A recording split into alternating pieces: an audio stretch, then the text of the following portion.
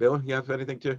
You know, just one thing we haven't mentioned is the fact that Brian was a fantastic keyboard player, and that was my main interaction with him. My memory is vivid of playing Stravinsky's Les Noces.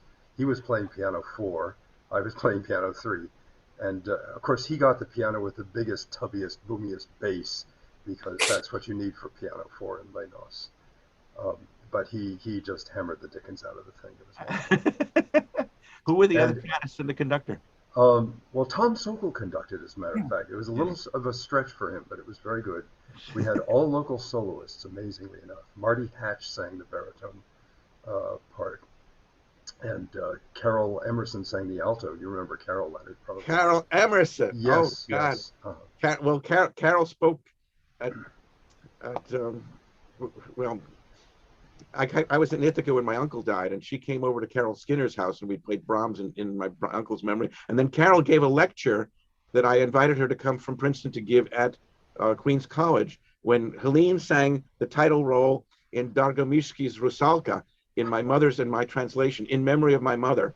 And it was the English language premiere, and Carol came and gave a lecture on Dargomishsky and Stravinsky and Russian, and it was wonderful. Yeah, I'm sure she it is was brilliant. she's such a wonderful person. So she sang in Les Noces. How about She that? sang the alto part, not the big soprano part, but the alto part. So I'm sure she helped the others with Russian, because her Russian is very. I'm sure she did. Yes, absolutely.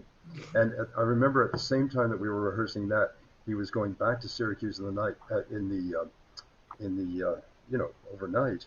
And this must have been, I wonder if it was 1985. I think it was, because Syracuse was doing a Bach festival.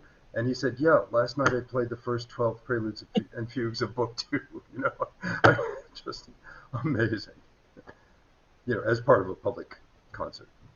Brian played the first preludes and fugues. The first half of one book of the Well-Tempered Clavier. Oh, okay. You know, Right. which is a rather Herculean feat. Oh yeah, that's something. So, well, Nadia Boulanger always used to talk about the well-tempered clavier, and she would say, "Do you know the fugue in A flat minor? Play it." Oh, you do not know it by heart? Oh, you poor thing! I knew the whole thing when I was 12 years old. And that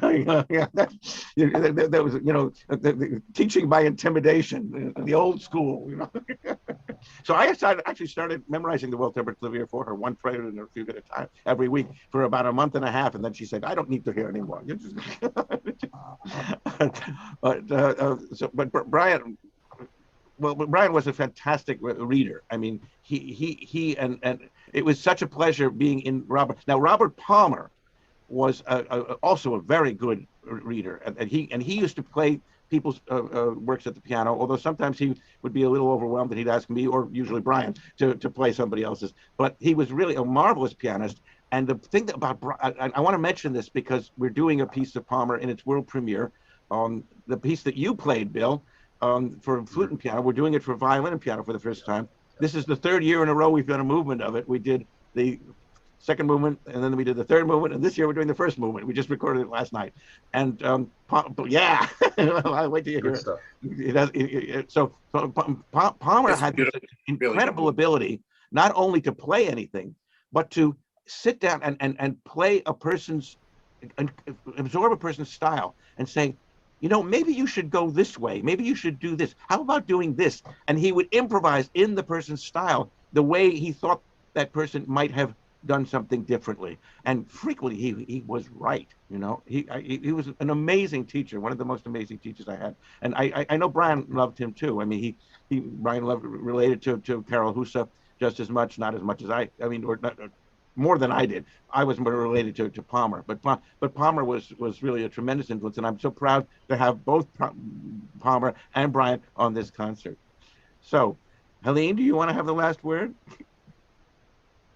No. All right. Chris, thank you so much for joining us. It's been such a pleasure reuniting with you again. I hope you'll get a chance to listen to some of the concert, maybe not just Brian, but also Palmer and some of the other things. And let's stay in touch by email. And again, thank you so much for joining us. It's been such a pleasure reliving this with you. Bye-bye. Take care, everybody. Bye-bye. Bravo. Okay. Brava. Brave. Tutti. Thank you. Okay, excellent. This was fun. Yeah, Boy, what, I'm so sorry I didn't know the guy. I'm so Well, sorry. This is so fascinating. he was a very, very funny guy. Just droll, wry humor, and yeah. Now I want to know that Iphigenia piece. Yeah, well inspired by Peter Shickley's Giant, Yeah, obviously. In And Brooklyn, Bill, I Bill, think so. I you- bet you're going to be looking for that Winnie the Pooh thing. I'll go look through the finding apparatus that we have. okay. Yeah. Yeah, at some Maybe point we tricky, could do that. And well, he also sent these nursery rhyme settings that you sent us, Bill, and then they're very, very good. And I remember the performance of them. I was there. They're very effective. And Are those solos? yeah, Mhm. they're not 9 nursery rhymes. So I didn't want to bother you with them. You had enough to do. I did not. I would not have. I would have screamed bloody murder. True. But- Now I'm a little bit more. Yeah, when you have a chance, take a look. More You open got because- yes, I sent the PDF of that, right? Yes. Yeah, we have it. We have it. Oh, Okay.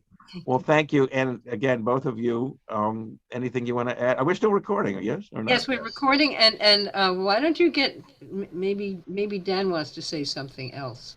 Just it was delightful meeting Bill, and Yeah, for sure. really, Always delightful. Likewise, Dan. I've thank heard you play quite a bit, so And he's heard you play. Well, Okay. on the Schubert concert that we did, we Okay. opened it with the Trattoria Fantasy on the Bösendorfer that Bill got us at Cornell. You heard that? Yeah. So I don't know when we're going to be up to Cornell again, but it's got to be sometime soon. I mean, there's just so much wonderful stuff to do up there. So I hope we'll get to it. Dan, you come too. thank you. Dan loves to drive. Okay. Thanks again. Moved It's to a nice Bucks County. drive. He just moved to Bucks County, and so the commute from Bucks County So long. to Suffolk County. That is it. My golly. So we'll see. You We'll go see. across the Verrazano Bridge when you do that? How do you? Usually, or sometimes depends on the It's on the Swim. Verrazano Bridge for a few hours. Yeah, right. Oh.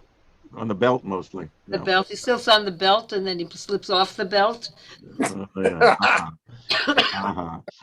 All right. So Dan, we'll see you on Saturday. Yeah, Bill, I'm not sure when we'll see you again. If you ever come to New York, let us know, and we'll certainly be in touch with you next time we come to Ithaca. Yes? Okay, great. I'm going to stop recording. Okay. be well.